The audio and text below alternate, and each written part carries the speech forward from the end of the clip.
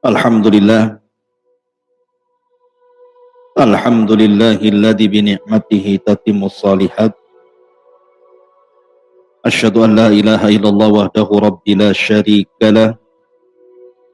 Wa asyhadu anna Muhammadan abduhu wa rasuluhu alladzi la nabiyya ba'da.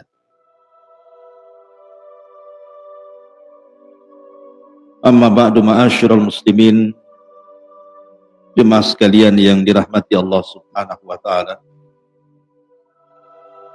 Kita lanjutkan kajian kita, masih membahas Siratul Mustafa, sejarah manusia pilihan Rasulullah Muhammad sallallahu alaihi wasallam. Dan kita masuk atau masih masuk pada permulaan dakwah Nabi sallallahu alaihi wasallam. Nah, salah satu dari sahabat Nabi sallallahu alaihi wasallam yang masuk ke dalam Islam antara pertengahan dakwah sirriyah dan dakwah jahriyah adalah Asadullah, singanya Allah. Siapa? Hamzah ibn Abdul Muttalib al-Hashimi al-Qurashi. Bagaimana kisah masuk Islamnya Hamzah ini? Dan bagaimana pengaruh Hamzah di dalam Islam? Kemudian bagaimana jihadnya? Dan bagaimana wafatnya? Inilah yang kita akan bahas di malam hari ini, tentang Hamzah ibn Abdul Muttalib. Kita tahu bahwa Abdul Muttalib itu memiliki anak secara keseluruhan itu sekitar 17. 10 anak laki-laki dan 7 anak perempuan. Dan mereka adalah paman-paman dan bibi-bibi Nabi sallallahu alaihi wasallam. Ada sebagian mereka yang meninggal sebelum Nabi diutus menjadi Nabi dan Rasul. Ada juga yang paman-paman Rasul itu masih hidup sampai diangkatnya beliau menjadi Nabi dan Rasul, baik dari paman ataupun dari bibi. Tetapi dari paman-paman Nabi sallallahu alaihi wasallam yang 10 dari keturunan Abdul Muttalib itu, yang hidup sampai diangkatnya Nabi menjadi Nabi dan Rasul, 4 orang. 2 mukmin dan 2 kafir. Adapun yang mukmin, Hamzah yang kita akan bahas, dan yang kedua Abbas ibn Abdul Muttalib. Adapun yang kafir dibagi 2. Kafir yang memusuhi Rasul, Abu Lahab,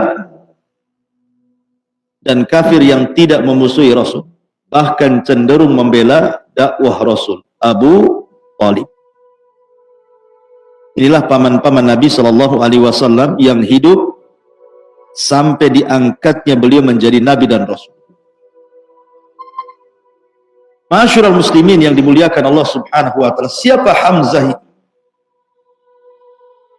Hamzah adalah Hamzah ibn Abdul Muttalib ibn Hashim ibn Abdi Manaf, dan turunannya sampai kepada Adnan, dan begitu seterusnya. Sebenarnya Hamzah ini bukan hanya sekedar paman Nabi sallallahu alaihi wasallam, tetapi dia juga adalah saudara sepersusuan Nabi. Di satu sisi saudara sepersusuan, tapi sisi lain Hamzah ini adalah paman Nabi dan sama-sama yatim. Makanya kemudian disusukan di satu wanita sehingga menjadi anak susuan dengan Nabi Shallallahu Alaihi Wasallam. Sama-sama disusukan kepada seorang wanita yang bernama Tuwaibah. Tuwaibah ini dulunya budaknya Abu Lahab. Ketika Rasul lahir dimerdekakan. Lah Tuwaibah inilah yang kemudian mengangkat anak susuan diantaranya Hamzah, kemudian Abu Salamah, kemudian Nabi Shallallahu Alaihi Wasallam. Ini jadi saudara sesusuan semua. Adapun kehidupan di zaman jahiliyah, jadi Hamzah ini orang awam, dia nggak peduli dengan orang-orang Quraisy. Jadi dia hanya berburu saja, dia suka berburu gitu saja orang. Jadi setiap hari dia latihan memanah, latihan berkuda, latihan menombak, dan suka berburu. Anehnya yang diburu itu bukan seperti kita berburu. Kalau antum berburu apa? Ayam kampung. Kalau Hamzah ini buruannya adalah asad, singa yang diburu, berburu singa. Makanya dia selalu menggunakan mantel dari kulit singa, karena yang diburunya adalah singa. Wajar kalau kemudian gelarnya disebut Asadullah. Asadullah itu artinya singanya Allah dan singanya Rasulullah Shallallahu Alaihi Wasallam. Jadi bagaimana masuk Islamnya Hamzah ibn Abdul Muttalib? Begini ceritanya. Ketika Nabi Shallallahu Alaihi Wasallam pada tahun ke-6 setelah diangkatnya beliau menjadi nabi dan sudah punya markas di Daril Arqam ibn Abi Arqam. Jadi Hamzah ini suatu ketika berburu dan Nabi Shallallahu Alaihi Wasallam ketika itu pergi ke Bukit Safa. Tiba-tiba di perjalanan ke Bukit Safa datang Abu Jahal, Fir'aun yaumatin. Tiba-tiba mendekati Nabi Shallallahu Alaihi Wasallam, dicaci maki Rasul Shallallahu Alaihi Wasallam dengan kata-kata yang kasar sekali. Tapi Nabi Shallallahu Alaihi Wasallam diam saja. Dan Nabi Shallallahu Alaihi Wasallam tentu memberikan contoh terbaik. Rasul diam, karena tahu bahwa kalau dilayani percuma, melayani Abu Jahal. Lah ketika Nabi Shallallahu Alaihi Wasallam dicaci maki, rupanya di situ ada budaknya Abdullah ibn Jad'an. Mendengar, menyaksikan bagaimana Abu Jahal itu maki-maki Nabi. Hamzah ini baru pulang dari perburuan, berjumpa pula dengan budaknya Abdullah ibn Jad'an. Kata budaknya Abdullah ibn Jad'an, diceritakan, ya Hamzah ponakanmu si Muhammad itu tadi aku melihat dicaci maki oleh si Abu Jahal dengan makian yang kasar sekali. Oh, hitam dia, naik darahnya. Padahal Hamzah ketika itu masih musyrik, belum masuk Islam ya. Maka dicarinya Abu Jahal ini. Rupanya Abu Jahal ketika itu berada di sekitar Ka'bah bersama orang-orang kafir Quraisy di situ. Tidak pikir panjang, ikhwatu fiddin, datang saja Hamzah kepada Abu Jahal, langsung memukulkan busurnya ke kepala Abu Jahal sehingga darah mengalir dari kepalanya. Tidak ada bicara, tidak ada basa-basi, datang ambil busur, tepuk gitu kepalanya Abu Jahal itu. Kemudian Hamzah tiba-tiba mengatakan, kenapa engkau mencaci maki keponakanmu, maksudnya Nabi Shallallahu Alaihi Wasallam, wa ana ala dini, sementara saya berada di atas agamanya, padahal belum masuk Islam ya, karena ingin membela siapa? Ponakannya kan itu. Kenapa kau berani mencaci maki ponakan sementara aku berada di atas agamanya? Masuk Islam aja belum. Jadi Hamzah itu betul-betul membela Nabi SAW. Ketika itu ada orang Quraisy yang hendak menyerang Hamzah. Ketika melihat tokoh mereka Abu Jahal diserang kepalanya sehingga berdarah, tapi Hamzah menantangnya, kalau engkau benar berani kepadaku, pun ku bunuh hari ini juga. Akhirnya tidak berani. Orang kenal siapa Hamzah di tengah-tengah orang-orang. Ma'asyiral muslimin yang dimuliakan Allah Subhanahu wa taala. Kemudian setelah itu Hamzah mendatangi Nabi SAW. Kemudian Nabi SAW mengajak Hamzah agar masuk ke dalam agamanya. Awalnya ditolak, tetapi terus menerus Rasul mengajak ke dalam Islam. Akhirnya dilembutkan hatinya, Hamzah pun bersyahadat. Maka dengan masuk Islamnya Hamzah menjadi goncang orang-orang Quraisy itu. Karena 6 bulan setelahnya Umar juga masuk Islam setelah Hamzah ini. Wah, ini keras kan gitu ya, permusuhan orang-orang Quraisy ke dalam Islam. Masalahnya preman-premannya yang dikenal orangnya disegani, ditakuti gitu ya, pemberani gitu, semua dapat hidayah. Yang selama ini sangat ditakuti oleh orang-orang Quraisy itu justru mereka dapat hidayah. Ma'asyiral muslimin yang dimuliakan Allah Azza wa Jalla. Setelah kemudian Hamzah masuk Islam, maka Hamzah pun salah satu orang yang ikut hijrah dari Mekah ke Madinah bersama kaum muslimin. Kemudian dia pun dipersaudarakan oleh Nabi SAW dengan seorang sahabat Ansar namanya Zaid ibn Harithah. Lah kita tahu bahwa ketika itu belum ada peperangan antar kaum muslimin dengan orang kafir Quraisy. Lah yang pertama kali disuruh memimpin perang adalah Hamzah. Dialah yang pertama kali memimpin perang dalam Sariyah. Sariyah itu pasukan yang tidak dipimpin Rasul sebelum tragedi Badar. Dia orang yang pertama kali memimpin perang. Ketika itu dia membawa 30 orang hendak menghadang orang-orang Quraisy yang datang dari Syam, jumlahnya 300 orang. 30 lawan 300. Tapi Hamzah tidak gentar. Begitulah Islam. Perang Badar 300 melawan 1000. Ya kan? Perang Khandaq 3000 melawan 10.000. Ini Hamzah bawa pasukan 30 lawan 300.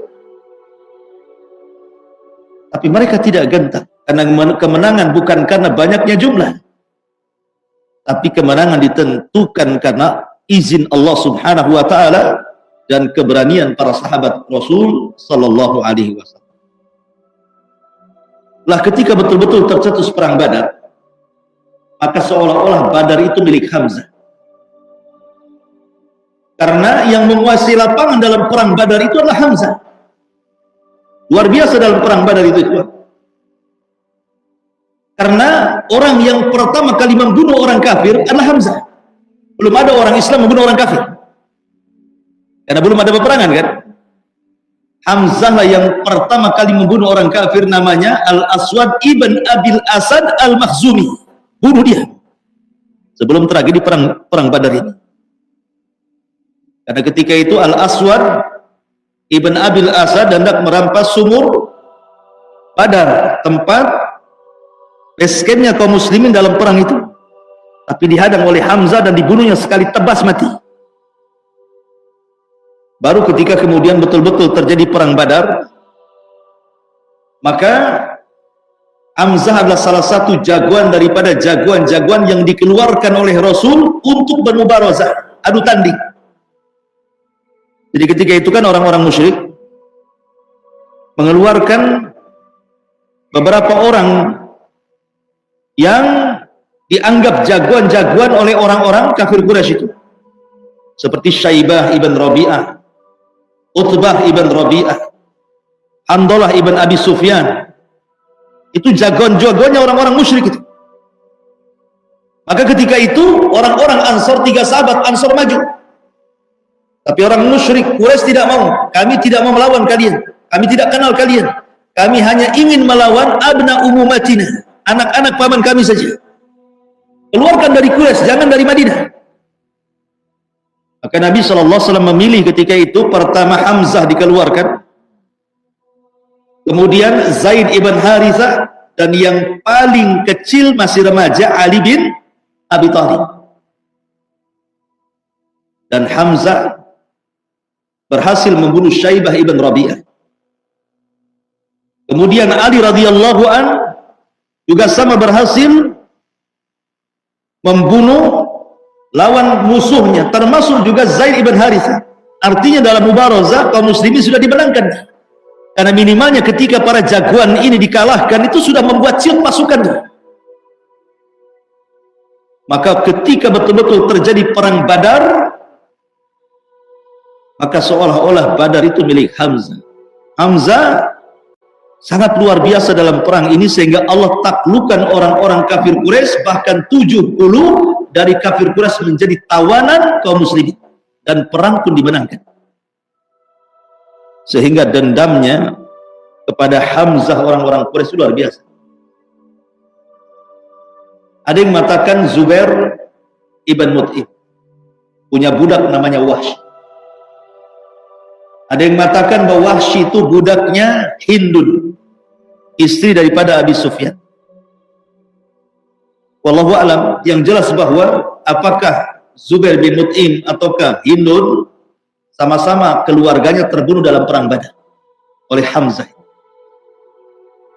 Makanya kemudian mereka mengatakan kepada Wahsy, budak ini, ahli tombak ini, ya Wahsy, kalau engkau bisa membunuh Hamzah, maka sebagai imbalannya kau akan merdeka dan diberikan imbalan sekian dan sekian.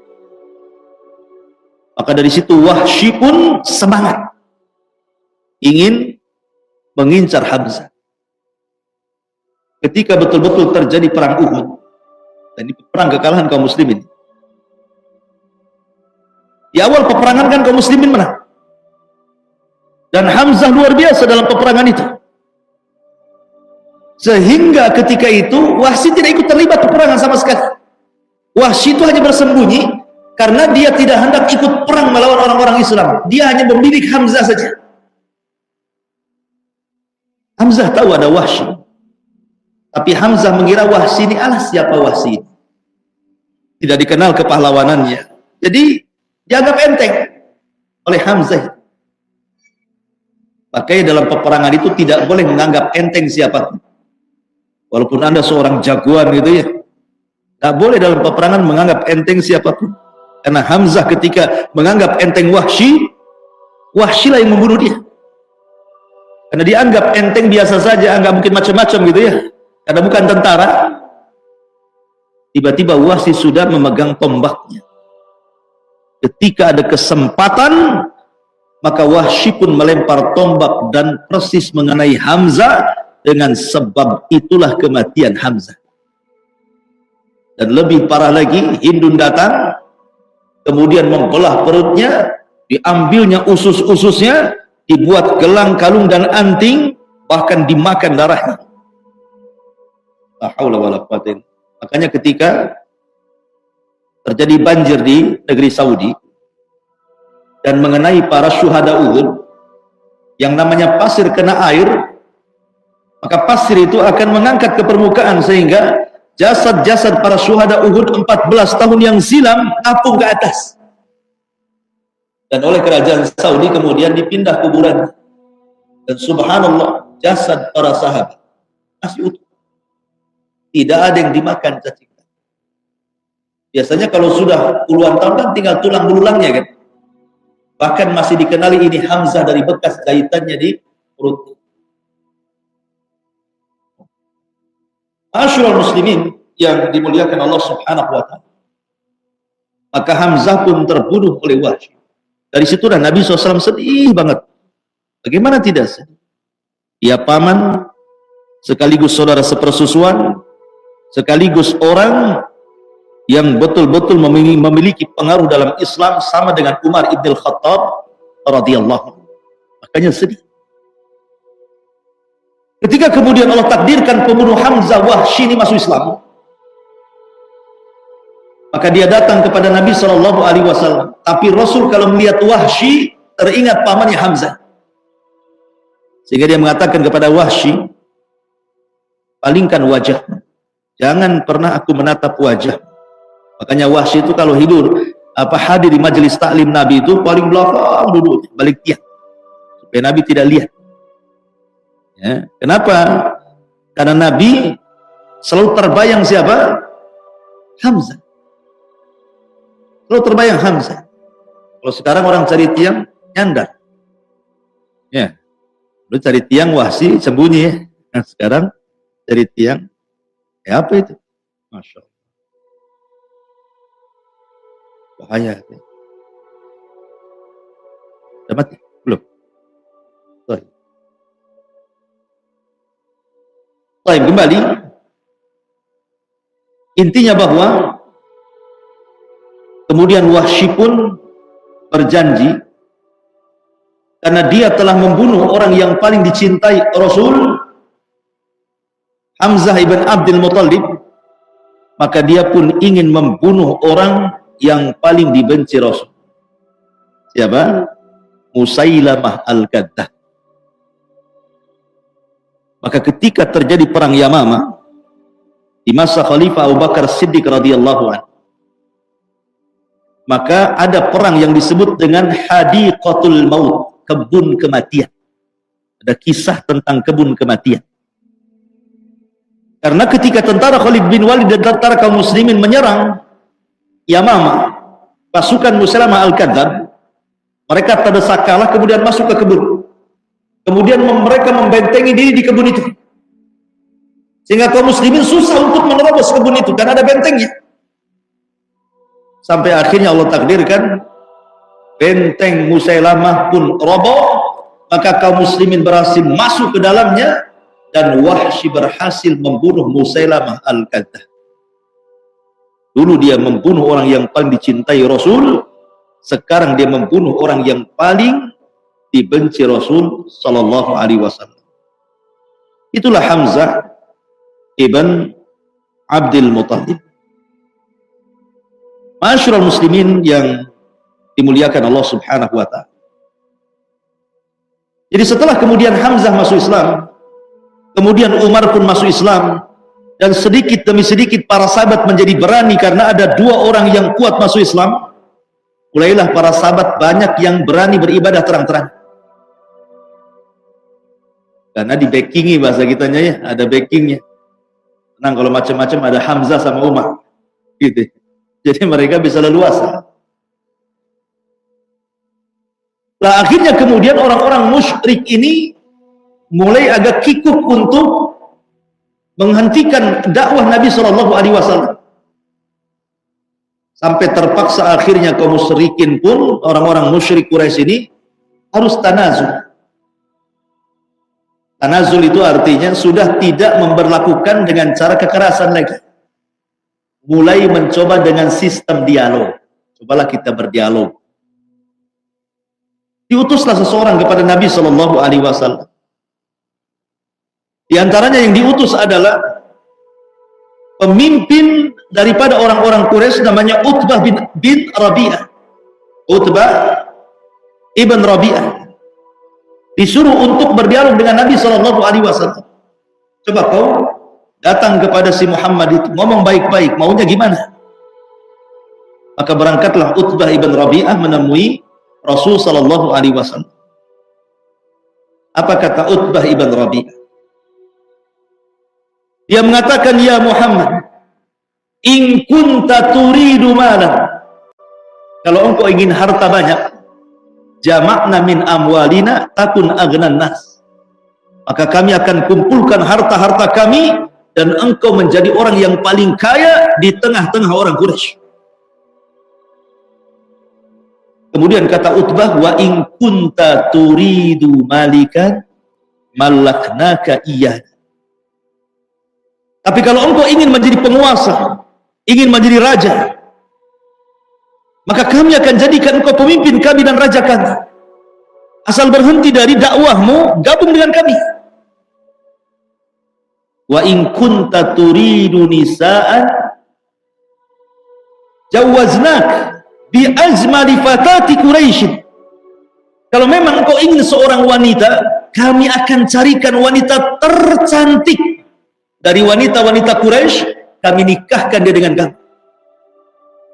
Wa in kunta majnunan allajna, kalau engkau memang gila, kami carikan tabibnya, kami obati.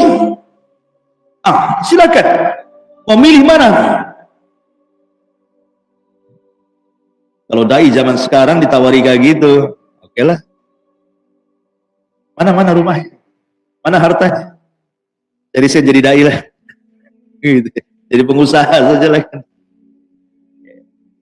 Mental Rasul bukan mental kerupuk kayak kita, mental baja.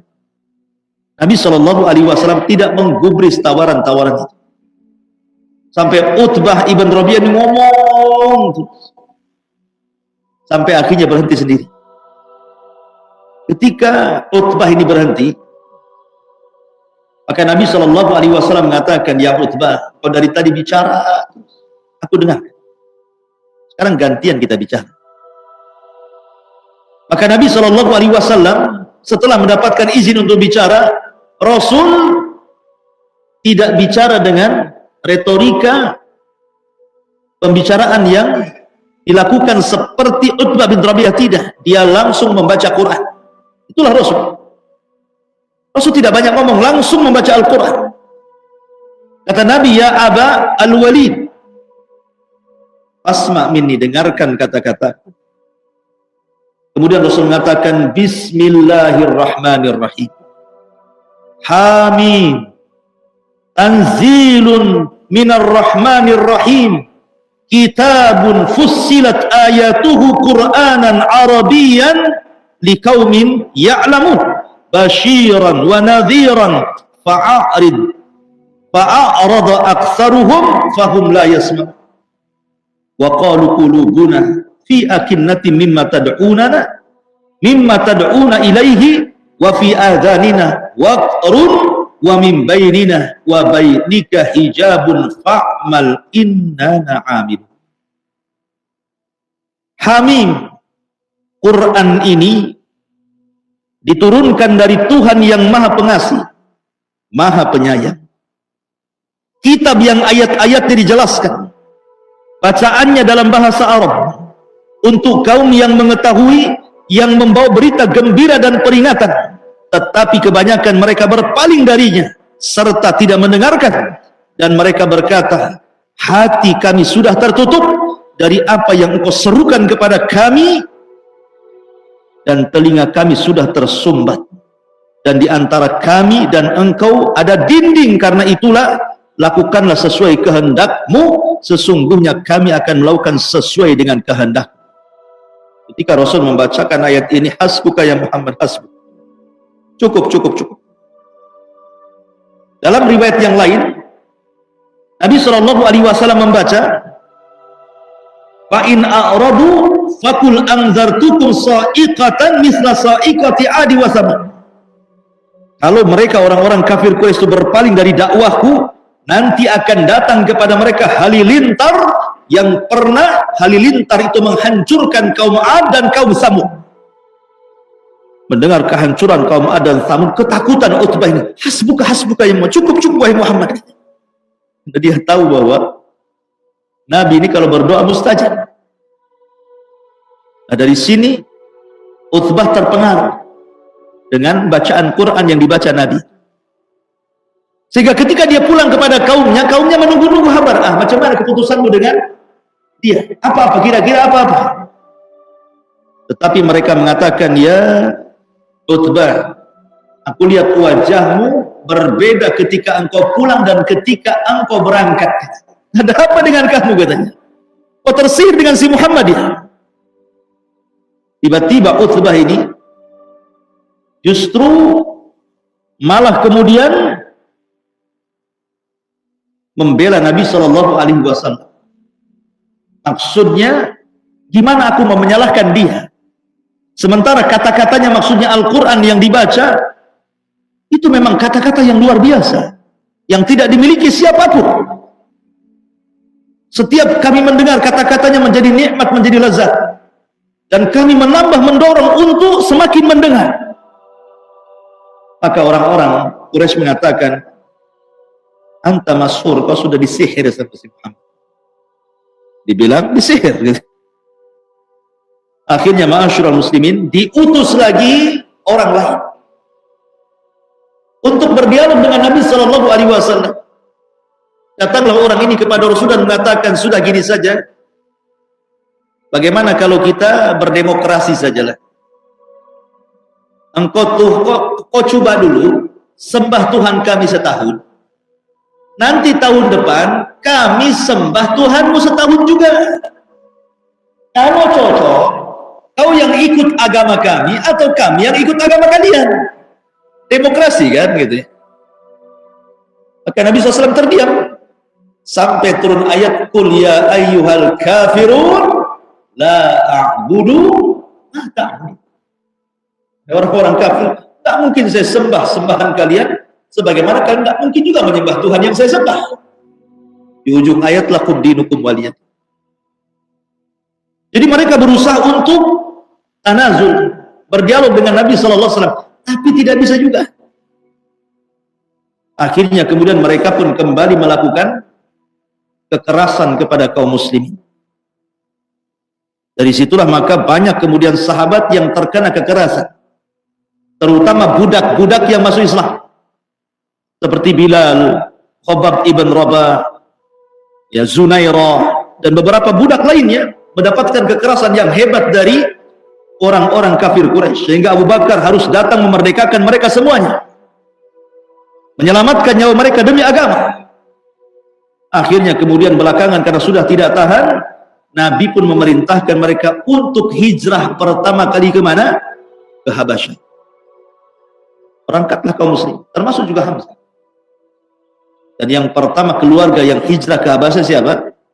Keluarga Nabi, Ruqayyah dan suaminya Utsman ibn Affan radhiyallahu. Wallahu a'lam bishawab. Ikhwatu fillah, muliakan Allah Subhanahu wa taala. Subhanaka wa bihamdika, asyhadu an la ilaha illa anta, astaghfiruka wa atubu ilaik. Allah taala. Assalamualaikum warahmatullahi wabarakatuh.